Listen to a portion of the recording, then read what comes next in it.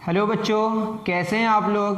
आशा करता हूं कि आप लोग बहुत अच्छे होंगे और अपनी पढ़ाई कर रहे होंगे। हम लोगों ने रिफ्रैक्शन ऑफ लाइट शुरू किया था और रिफ्रैक्शन ऑफ लाइट में पहले लेक्चर में हम लोगों ने पढ़ा था लॉज ऑफ रिफ्रैक्शन के बारे में और कुछ बेसिक बातें किया था। उसके बाद हम लोगों ने क्या पढ़ा, उसके बाद हम लोगों ने पढ़ा एपेरेंट डेप्थ के बारे में। किसके बारे में पढ़ा?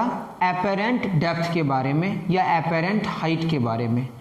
आज के लेक्चर में हम लोग डिस्कस करेंगे एपेरेंट शिफ्ट या जो स्लैब है। स्लैब क्या होता है?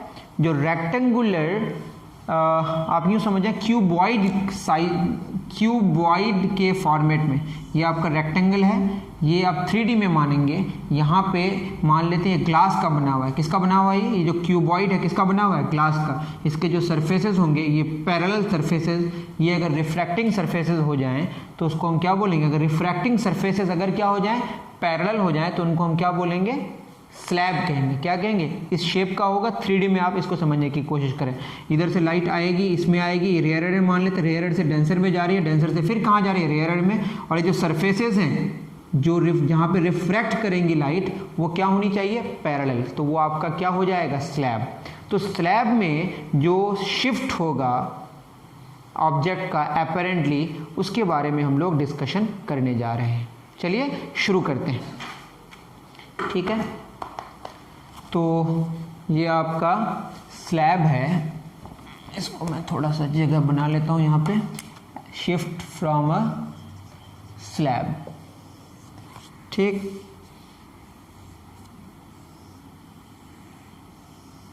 ये आपका स्लैब है। थोड़ा सा अच्छा फिगर बनाइए आप। मेरा फिगर तो बहुत ही अच्छा बन नहीं पाता। मानते हैं कि हमने एक क्या बना दिया, एक एक्सिस ड्रॉ कर दिया, प्रिंसिपल एक्सिस, और यहाँ पे आँख है आपकी जिसको देखना है। ठीक है, मतलब जो देखेगा सारी चीज़ों को। और मानते हैं यहाँ पे ऑब्जेक्ट,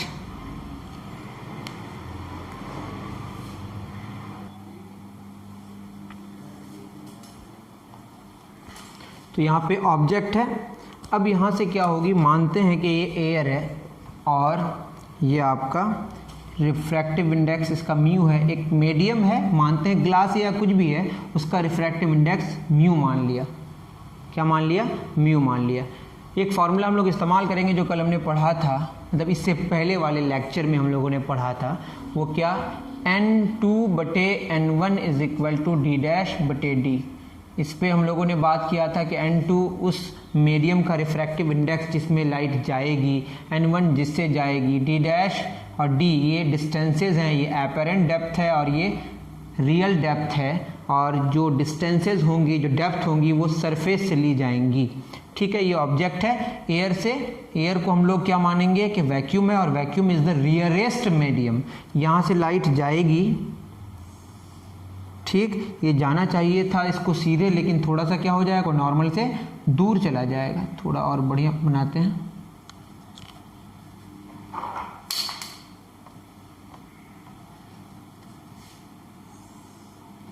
ये सीधे ना जाके थोड़ा नॉर्मल से, क्या ये नॉर्मल है आपका, ये सीधे ना जाके नॉर्मल से दूर जाएगा। ठीक, अब ये आपका इंसिडेंट रे है और ये क्या? रिफ्रैक्टिव रे है। एयर से कहाँ जा रहा है? एक मीडियम में जा रहा है जिस मीडियम का रिफ्रैक्टिव इंडेक्स म्यू है। तो इसको अगर हम यहाँ से अगर दूसरी लाइट को लेके जाएं तो ये सीधे जाएगा, सीधे जाएगा। दोनों की मुलाकात कहाँ होगी? आगे नहीं होगी, पीछे कहीं मुलाकात होती हुई लगेगी। तो ये आपका क्या हो गया?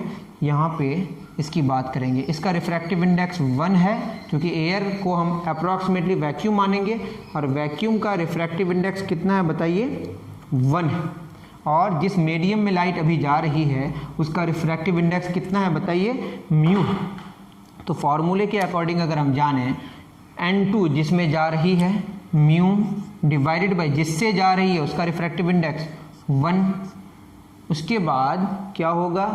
D' जो जानना है डिवाइडेड बाई ओरिजिनल कितना है? ऑब्जेक्ट का जो इस सरफेस के बीच का डिस्टेंस है, जहाँ पे आके टकरा रही है वो उस पार चली जाएगी, मतलब ये बॉर्डर, उसका डिस्टेंस कितना है? x है। ठीक है ना, ये x हो जाएगा। तो क्या हो जाएगा? D' is equal to mu x। That means कि जो अब यहाँ पे जो इमेज बनना चाहिए उसका रिफ्रैक्टिव इंडेक्स, उसका डिस्टेंस इस सरफेस से कितना हो गया, म्यू एक्स। ये बात समझ आई। अब क्या होगा, म्यू वाले मीडियम जिसका रिफ्रैक्टिव इंडेक्स म्यू है उससे अब किस में जाएगी, फिर एयर में जाएगी। अब एयर में जाएगी तो ये जाना किधर चाहिए था, सीधे न जाके, चूंकि डेंसर से कहाँ जा रहा है, रेयर में जा रहा है, दोनों तरफ मीडियम सेम है, डेंसर से कहाँ जा रहा है, रेयर में। अब वो क्या होगा, नॉर्मल से दूर जाएगा, स्पीड बढ़ जाएगी, ऐसा कुछ होगा। फिगर थोड़ा अच्छे से बनाया नहीं तो हमारा प्रॉब्लम हो जाएगा बनाने में। यहाँ पे ये नॉर्मल से थोड़ा सा दूर जाएगा। अब क्या होगा, अब डेंसर से रे, अब ये इंसिडेंट रे है और ये कौन सा रे, रिफ्रैक्टिव रे है। अब इसको अगर हम पीछे इसको मीट कराने की कोशिश करें, इसको पीछे, तो कहीं थोड़ा बढ़िया से बना लीजिएगा, यहाँ पे कहीं इसका फाइनल इमेज बनेगा। और ये आपका, इसको मैंने क्या लिखा, आई लिखा। अब किस में जा रहा है वो, म्यू वाले मीडियम से वन वाले मीडियम में जा रहा है। अब फॉर्मूला अगर देखें, अब क्या होगा, जिसमें जा रहा है वन, जिससे जा रहा है उसका reference mu is equal to क्या हो जाएगा बताइए। और इसका जो, इसकी जो चौड़ाई है, इसको हमने क्या मान लिया, टी, क्या मान लिया, इसकी चौड़ाई को टी मान लिया। तो अब क्या हो जाएगा, 1/म्यू इज इक्वल टू, अब इसका जो ऑब्जेक्ट है, इसके लिए ऑब्जेक्ट क्या है बताइए, म्यू एक्स, ऑब्जेक्ट क्या है, म्यू एक्स प्लस टी। चूंकि इस सरफेस, ये सरफेस अब बाउंड्री है, इस मीडियम को म्यू वाले रिफ्रैक्टिव इंडेक्स वाला जो मीडियम है और वन वाला जो रिफ्रैक्टिव इंडेक्स वाला जो मीडियम है, उसको कौन बांट रहा है, ये आपका बाउंड्री है। तो यहाँ से डिस्टेंस लेंगे, कौन सा ऑब्जेक्ट होगा बताइए, ये ऑब्जेक्ट नहीं होगा, इस ऑब्जेक्ट का जो इमेज बना था वो इसके लिए क्या होगा, ऑब्जेक्ट होगा। और इस ऑब्जेक्ट का इस सरफेस से कितना डिस्टेंस है, म्यू एक्स प्लस टी। तो क्या हो जाएगा, म्यू एक्स प्लस टी, जिससे जाएगा ये तो ये कौन सा वाला हो गया बताइए, डी डैश बटे ओरिजिनल कितना है बताइए, म्यू एक्स प्लस टी। क्या हो जाएगा, म्यू एक्स प्लस टी। यहाँ से आपका डी डैश निकल के आया, नया वाला डी डैश, इसको डी डबल डैश मान लेते हैं। तो डी डबल डैश आपका आ जाएगा mu x plus T divided by mu. तो डी डबल डैश आपका हो जाएगा म्यू एक्स बटे म्यू, तो mu mu cancel, x plus T बटे म्यू, यह आ गया आपका एक्स प्लस टी बटे म्यू। इसका मतलब नया वाला जो इमेज का इस सरफेस से जो डिस्टेंस होगा वो कितना हो जाएगा, एक्स प्लस टी बटे म्यू। इसको आप नोट डाउन करें, फिर आगे बढ़ते हैं।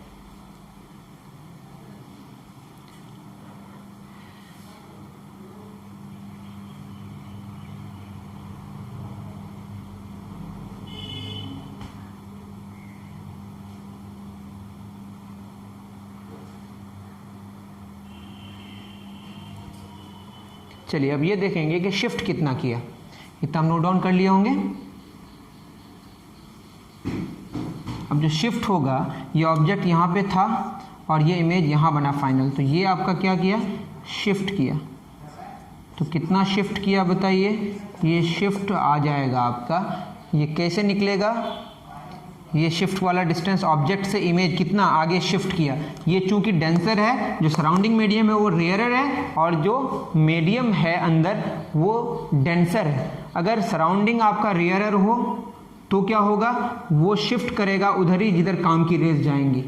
और अगर इसकी ऑपोजिट बात हो, सराउंडिंग मीडियम डेंसर हो जाए तो ये ऑब्जेक्ट से पीछे की तरफ चली जाएगी, मतलब जिस डायरेक्शन में कौन जा रही है, काम की रेज, उसके ऑपोजिट चली जाएगी। ये आपको समझना पड़ेगा।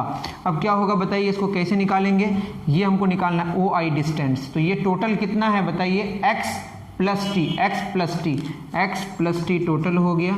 इससे क्या हटा देना पड़ेगा, इससे आपको हटा देना है कौन सा वाला, x plus T by mu, ये वाला पार्ट हटा देंगे तो ओ आई बच जाएगा। ये टोटल कितना है, एक्स प्लस टी, ये देखिए ये टोटल कितना है, एक्स प्लस टी।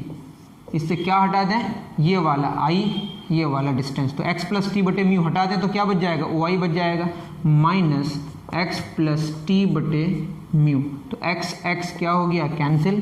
तो जो आपका शिफ्ट निकल के आया वो आया टी माइनस टी बटे म्यू, या टी कॉमन ले लें, 1 माइनस 1 बटे म्यू, दैट इज शिफ्ट का फॉर्मूला। अच्छे से आप नोट डाउन कर लें, शिफ्ट का फॉर्मूला आ गया टी इंटू 1 माइनस 1 बटे म्यू, टी इंटू 1 माइनस 1 बटे म्यू। टी क्या है बताइए, चौड़ाई है किसकी, जिस मीडियम में लाइट एंट्री कर रही है उस पूरे मटेरियल की, वो जो आपका स्लैब है, उस स्लैब की चौड़ाई कितनी है, टी है, और म्यू क्या है, उस स्लैब जिस मीडियम का है उसका रिफ्रैक्टिव इंडेक्स म्यू है। यहाँ पे ये किस पे डिपेंड नहीं किया कि ऑब्जेक्ट उस स्लैब से कितना डिस्टेंस में है, वो जो x डिस्टेंस है उस पर डिपेंड नहीं किया। That is shift is independent of x।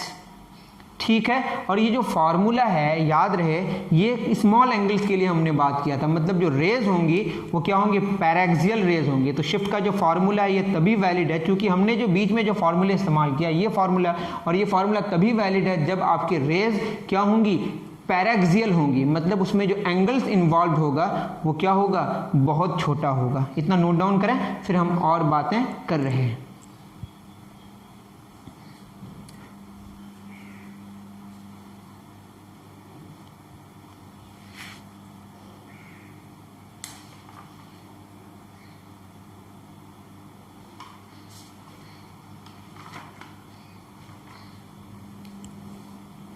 चलिए, इसमें क्या क्या बातें हो गई कि जो शिफ्ट है, shift is independent of x,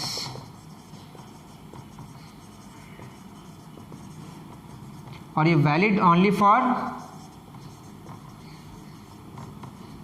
paraxial raise. ये वाली बात आपको, जिसमें एंगल्स इन्वॉल्व हैं वो क्या है, स्मॉल है, और जो दोनों साइड है वो मीडियम क्या होगा, सेम होगा। और क्या बात याद रखनी कि बोथ साइड्स मीडियम सेम होना चाहिए, तभी ये फॉर्मूला वैलिड है। और शिफ्ट जो ली जाती है वो कहाँ से, ऑब्जेक्ट से ली जाती है। शिफ्ट ऑब्जेक्ट से ली जाती है। और क्या यह बात याद रखनी है कि जब सराउंडिंग मीडियम क्या हो, रेयरर हो, तो क्या होगा, जिस डायरेक्शन में काम की रेज जाएंगी उसी डायरेक्शन में शिफ्ट होगा। और अगर सराउंडिंग मीडियम क्या हो जाए, डेंसर हो जाए, तो इसके ऑपोजिट होगा और इसका वैल्यू फॉर्मूले के अकॉर्डिंग नेगेटिव आएगा। जो क्वेश्चन करेंगे तब समझ आएगा। ठीक है, करें कॉपी। तो इसको अगर हम लोग अच्छे से समझने की कोशिश करें तो ये कहना क्या चाह रहा है, इसको अगर, इस फॉर्मूले को अगर हम अच्छे से लिखने की कोशिश करें तो ये कि ये अगर हम रिफ्रैक्टिव इंडेक्स इसका मान लें n स्लैब, और ये सराउंडिंग का क्या हो गया, n सराउंडिंग। ठीक है, अब जो भी होगा ये मान लेते हैं यहाँ पे ऑब्जेक्ट है और इमेज यहाँ बना। इमेज राइट में भी बन सकता है और यहाँ पे लेफ्ट में भी बन सकता है, डिपेंड करता है सराउंडिंग मीडियम रेयरर है या डेंसर है। अभी मानते हैं कि ये रेयरर है और ये क्या है, डेंसर है। ठीक है, स्लैब वाला डेंसर है और सराउंडिंग वाला रेयरर है। ठीक है, ऐसा मान के बात किए तो आगे हो गया शिफ्ट। मेरी बात समझ आ रही है। और ये जो है ना, ये जो है हमारा सराउंडिंग है। क्या है ये, सराउंडिंग। ये भी क्या है आपका, सराउंडिंग। याद रहे कि दोनों तरफ जो सराउंडिंग होगा वो सेम होगा, अलग अलग मीडियम नहीं होना चाहिए। जो शिफ्ट होगा, ये जो शिफ्ट है, शिफ्ट का क्या फॉर्मूला हमने पढ़ा, टी मतलब इसकी चौड़ाई, स्लैब की चौड़ाई इंटू 1 माइनस क्या फॉर्मूला आ गया बताइए, टी 1 बाई म्यू। तो 1 मतलब सराउंडिंग का 1 क्या था, 1 बटे म्यू, यही ना था। एक्चुअली क्या है ये, T into 1 minus 1 refractive index of the surrounding, that is N surrounding divided by N किसका, ये म्यू मतलब स्लैब का रिफ्रैक्टिव इंडेक्स था, एन स्लैब। ये फॉर्मूला आपका ओरिजिनल हो।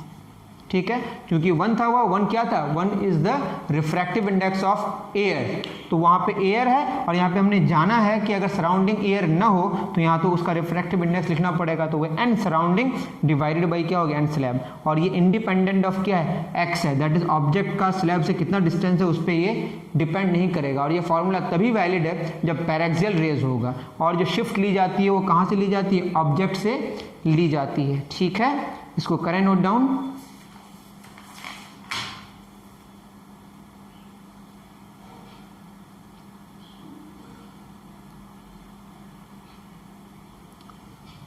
कर लिए कॉपी।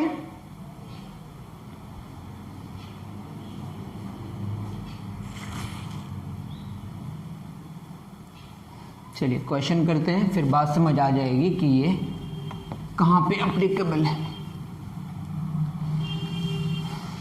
क्या है क्वेश्चन। मानते हैं कि एक स्लैब है, इंक की ज़रूरत थी,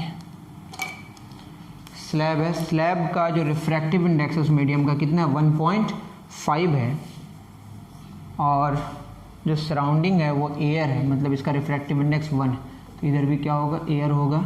तो यहाँ पे अगर ऑब्जेक्ट है तो इमेज इधर शिफ्ट करेगा, इधर ही काम की रेज जाएंगे। तो ये शिफ्ट कितना हुआ, ये शिफ्ट कितना हुआ वो निकालना है। शिफ्ट हो जाएगा, आपका फॉर्मूला क्या है बताइए। और ये जो डिस्टेंस, ये जो इसका जो चौड़ाई है कितनी है 15 सेंटीमीटर, 15 सेंटीमीटर है। तो क्या फार्मूला हो गया, फार्मूला है आपका शिफ्ट का, फार्मूला है T into 1 minus n surrounding divided by n slab. तो क्या हो जाएगा, T कितना है 15 सेंटीमीटर इंटू 1 माइनस कितना है सराउंडिंग 1 डिवाइडेड बाई कितना हो जाएगा 1.5। इसको सॉल्व करिए तो ये कितना हो जाएगा 1.5 माइनस 1 0. या 15/10 15, इसको हटा दे 10, 15 माइनस 10/15, 15 15 कैंसिल, 15 में 10 गया कितना 5 सेंटीमीटर शिफ्ट कर गया। पॉजिटिव आया मतलब ये राइट डायरेक्शन में शिफ्ट किया, नेगेटिव होने का मतलब लेफ्ट में शिफ्ट करता है यहाँ के हिसाब से। बात समझ आ रही है, इसको करें नोट डाउन।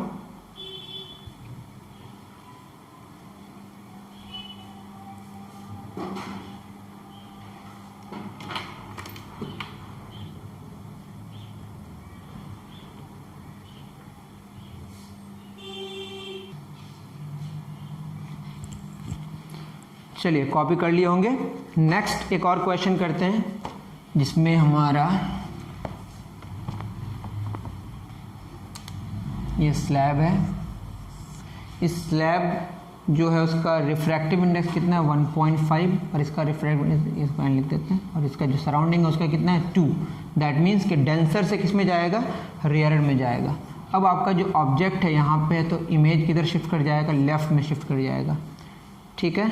अब जो शिफ्ट होगा देखिएगा नेगेटिव आएगा। शिफ्ट का क्या फार्मूला है, इस दोनों के बीच का डिस्टेंस मतलब ये जो इसकी चौड़ाई है वो कितनी है, वही 15 सेंटीमीटर है। तो 15 into 1 minus N surrounding that is 2 divided by 1.5। इसको सॉल्व करते हैं तो ये हो जाएगा 15 माइनस 20 डिवाइडेड बाई 15 कैंसिल, कितना आ गया -5 सेंटीमीटर। -5 का मतलब ये लेफ़्ट की तरफ शिफ्ट कर रहा है, कितना सेंटीमीटर 5 सेंटीमीटर। तो ख्याल में रखना, पॉजिटिव का मतलब जिस डायरेक्शन में काम की रेस जा रही है उधर ही शिफ्ट किया, नेगेटिव का मतलब जिस डायरेक्शन में काम की रेस है उसकी ऑपोजिट डायरेक्शन में आपका शिफ्ट किया, ठीक है। और शिफ्ट में इंपॉर्टेंट बातें क्या क्या याद रखनी है वो आप लिख लें। Important points related to shift, number 1 क्या होगा, rays should be paraxial. Rays को क्या होना पड़ेगा, पैराक्सियल, मतलब एंगल्स जो इन्वॉल्व होंगे वो बहुत स्मॉल होंगे। Medium on both sides of the slab should be same.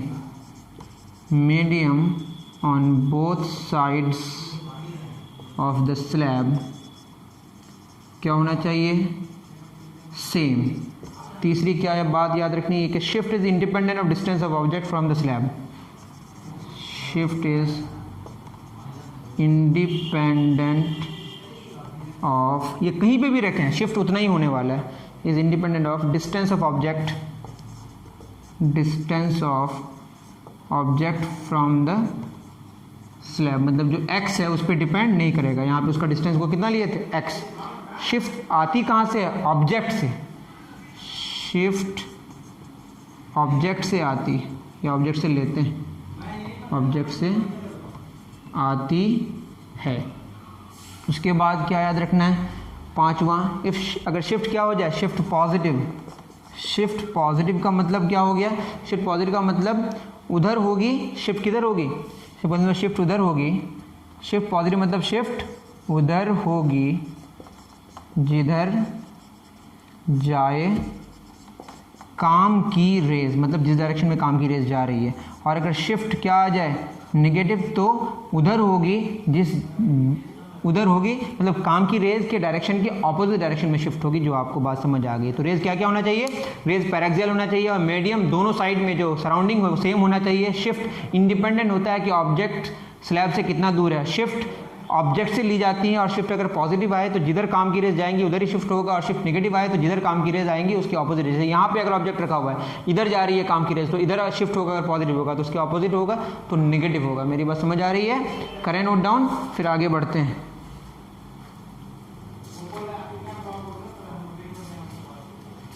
इसमें और बातें हैं, अभी हम इतना ज़्यादा डिस्कशन नहीं करें, हो सकता है कि हम और भी अच्छे अच्छे क्वेश्चंस को हम बाद में डिस्कशन करें।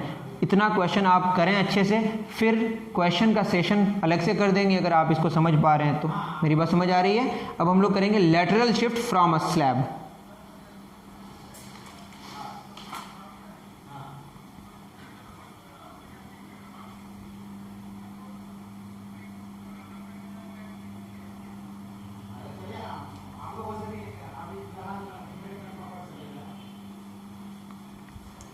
चलिए लिखें lateral shift from a slab.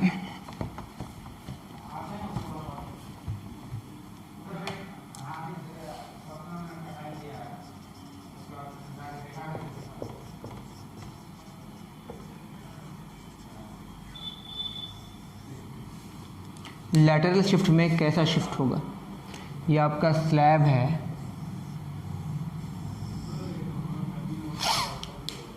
ये मानते हैं कि इस तरह से,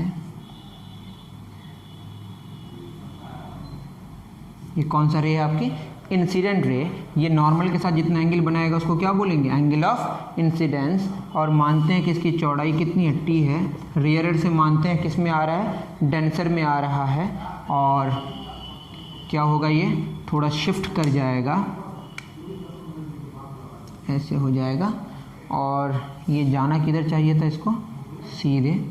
उसके बाद यहाँ आने के बाद फिर यहाँ पे इसका क्या आएगा? नॉर्मल आएगा। फिर इसके बाद ये शिफ्ट किधर कर जाएगा बताइए? ये डेंसर से रेयर में आएगा, तो ये नॉर्मल से दूर चला जाएगा, ऐसा। और ये दोनों क्या होगा? पैरेलल होगा। जो इंसिडेंट रे है और जो इमरजेंट रे है, दोनों आपस में क्या होंगे?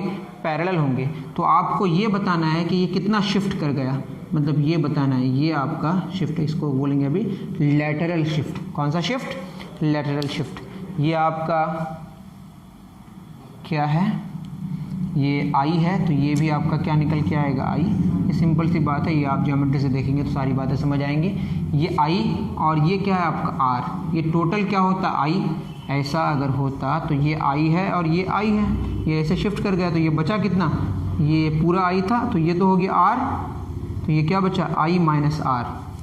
ये आई है, ये टोटल आई था, ये आर हो गया, तो ये कितना बचा? I minus R. That means ये वाला जो हुआ वो कितना हुआ? I minus R. I minus R plus R, R R cancel, I बचेगा। इतनी बात समझ आ रही है? ये आर है तो ये क्या होगा आपका? Alternate internet. ये आर है तो ये भी क्या होगा? आर होगा। तो ये वाला जो होगा वो क्या होगा? आर होगा। नोट डाउन करते जाएं। और ये आई, तो ये तो आई आपको समझ आ गया, पैरेलल होगा तो आई ही होगा। इस तरह से ये शिफ्ट कर दिए, जस्ट ये आई है तो ये भी क्या है आपका? आई है। ठीक है। और ये जो स्लैब है इसका रिफ्रैक्टिव इंडेक्स कितना है? म्यू है। ठीक। अब क्या इसमें हम लोग बात करेंगे, इसमें अगर इसको हम एयर मान लें, क्या मान लें? एयर मान लें, तो एयर का रिफ्रैक्टिव इंडेक्स कितना है? 1 है। तो 1 साइन आई बराबर क्या हो जाएगा? Mu sine R. 1 sine I बराबर क्या हो गया? Mu sine R. अभी मानते हैं कि एयर से किस में जा रहा है? ग्लास या किसी दूसरे स्लैब, जिस एयर से जिसमें जा रहा है, जिस स्लैब में जा रहा है, उस स्लैब का जो रिफ्रैक्टिव इंडेक्स है, उस मीडियम का जो रिफ्रैक्टिव इंडेक्स है कितना है? म्यू है।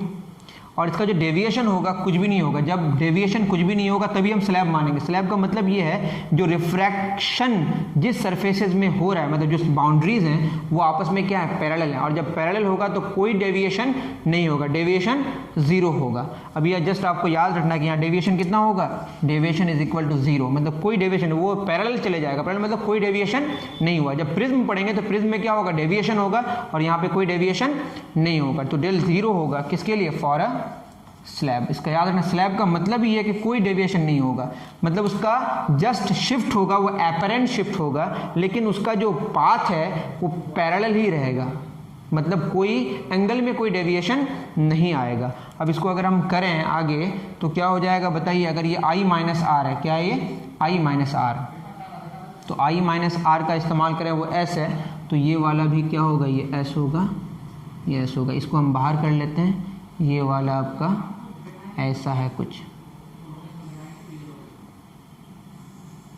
ठीक। और यहाँ पे एंगल कितना बन रहा है, 90 डिग्री, और ये आपका I माइनस आर है। तो हम इस्तेमाल करेंगे अगर, तो ये हो जाएगा, ये तो आपका I माइनस आर हो गया, और दूसरा वाला क्या है आपका ऐसा कुछ,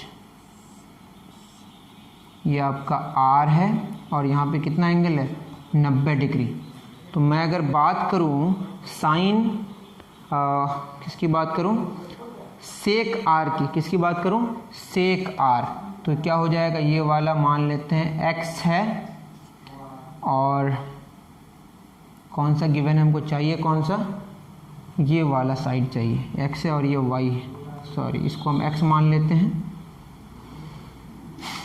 और क्या गिवन है, t सेक r, और ये आपका t है, मानेंगे क्या, ये t है तो ये भी क्या है, t है, और ये x है। तो सेक r अगर हम निकालें, सेक r, सेक का क्या फॉर्मूला होता है, कॉस का रेसिप्रोकल, कॉस क्या होता है, b बटे h, ये होगा h बटे b। तो सेक r, h कितना है बताइए, x बटे बेस कितना है, t, तो ये क्या हो जाएगा, x is equal to t sec r। तो x का इस्तेमाल करेंगे, इसको आप नोट डाउन करें, तो x कितना आ गया, t सेक r। अब यहाँ पे ये हो गया आपका, यही आपका t सेक r, ये हो गया t सेक r। अब अगर हम साइन I माइनस आर निकालें, साइन क्या होता है, परपेंडिकुलर बटे हाइपोटेन्यूस। तो परपेंडिकुलर कौन है बताइए, I माइनस आर के रिस्पेक्ट में ये वाला, तो परपेंडिकुलर दैट इज ये वाला क्या है, s है, दैट इज s बटे हाइपोटेन्यूस 90 डिग्री का opposite t sec r, t sec r। तो साइन I माइनस आर बराबर क्या हो गया, s बटे t सेक r। तो जो s है वो s कितना हो गया, s हो गया आपका t sec r into sine I minus R. ये फॉर्मूला हो गया किसका, एपेरेंट शिफ्ट का। सिंपल सी बात है, जस्ट हमने क्या किया, यहाँ दो ट्रायंगल्स हैं उसका इस्तेमाल किया, यहाँ पे सेक r निकाला, सेक r का मतलब हाइपोटेन्यूस बटे बेस x बटे t, यहाँ से x निकल के आ गया, तो x तो ये है, x t सेक r हमने पुट कर दिया, यहाँ पे साइन का फॉर्मूला हमने इस्तेमाल किया, उसके बाद आपका एपेरेंट शिफ्ट निकल के आ गया।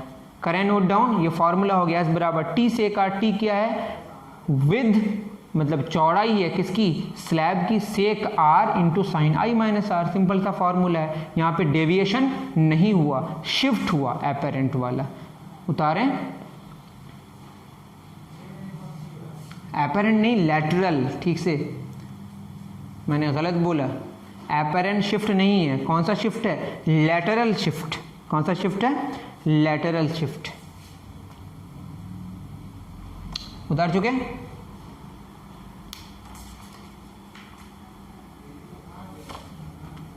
चलिए क्वेश्चन करते हैं। हमारा फॉर्मूला आ गया, क्या फॉर्मूला आया, लैटरल शिफ्ट का t sec r into sine I minus R, और ये फॉर्मूला अच्छे से आप याद रख लें। मान लेते हैं कि क्वेश्चन है, ये स्लैब है, स्लैब का रिफ्रैक्टिव इंडेक्स गिवन है √3, ठीक है, और इस स्लैब की जो विड्थ है वो कितनी है, 10 सेंटीमीटर, और ये कितना डिग्री, 60 डिग्री एंगल बना रहा है। तो यहाँ से तो आप निकाल सकते हैं कि 1 मतलब ये आपका एयर है जिसका रिफ्रैक्टिव इंडेक्स 1 है, जहाँ से लाइट आ रही है, तो 1 साइन कितना डिग्री, 60 डिग्री, तो यहाँ से r निकल के आ जाएगा कुछ, तो क्या हो जाएगा, √3 साइन कितना डिग्री मानते हैं, x या r जो आपका एंगल ऑफ रिफ्रैक्शन है, तो साइन r बराबर क्या हो जाएगा, साइन 60 डिग्री √3/2 है ना, इंटू इतना ऐसा कर रहा है, तो क्या हो जाएगा, साइन 60 डिग्री कितना, √3/2 बराबर √3 साइन r, √3 कैंसिल, तो साइन r कितना आ गया, हाफ, तो r यहाँ से कितना डिग्री आया, 30 डिग्री, तो ये कितना एंगल बना रहा है, 30 डिग्री। तो आर का वैल्यू आई कितना आया बताइए, आई 60 डिग्री, और यहाँ से आर निकल के आ गया कितना डिग्री, 30 डिग्री। आर नहीं गिवन था, आर हमने निकाल लिया, और हमको अपैरेंट शिफ्ट निकालना है, तो कितना शिफ्ट किया, तो जो शिफ्ट किया फॉर्मूला क्या बताइए, टी सेक आर, टी मतलब कितना 10 centimetre into sec R, R का मतलब 30 degree into sine I minus R, 60 degree minus 30 degree. Cos 30 degree का वैल्यू कितना होता है, √3/2, ये होगा 2/√3, 10 गुना 2/√3 इंटू साइन 30 डिग्री 1/2, 2 कैंसिल, तो आपका आंसर आया 10/√3 सेंटीमीटर। इसको और सॉल्व कर सकते हैं आप चाहें तो कितना शिफ्ट कर जाएगा लेटरली, 10/√3 सेंटीमीटर। तो ये एक क्वेश्चन था जो मैंने कर दिया। अब जो हमारा नेक्स्ट लेक्चर होगा, आशा करता हूँ ये आपको समझ आया होगा, नहीं समझ आया होगा तो कमेंट सेक्शन में लिखें या मुझे व्हाट्सएप में बता दें, ठीक है। नेक्स्ट जो हमारा लेक्चर होगा क्रिटिकल एंगल और टोटल इंटरनल रिफ्लेक्शन पे। अभी के लिए इतना ही, दीजिए इजाज़त। थैंक यू वेरी मच मेरे प्यारे बच्चों।